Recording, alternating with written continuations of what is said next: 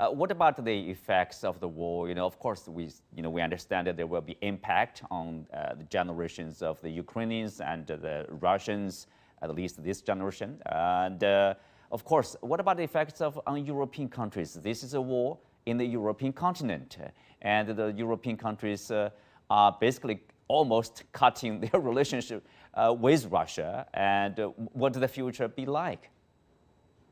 Well, I think if you look at the consequences of this war for Europe, it's a very disturbing picture.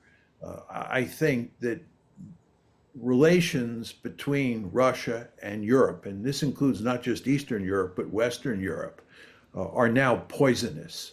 Whereas the Russians and the Germans had had very good relations for decades, Russian-German relations are terrible.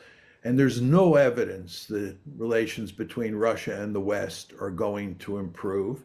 And in fact, the Russians are going to have an incentive to cause all sorts of problems in Europe because they view the Europeans as their enemy. And the Europeans, of course, view the Russians as their enemy. So both sides are going to have all sorts of incentives to cause the other side trouble. And this means that it's hard to see how you're going to get a stable and peaceful Europe in the foreseeable future. Now, one very important element in the equation is whether or not you get a meaningful peace to end this conflict at some point in the not too distant future.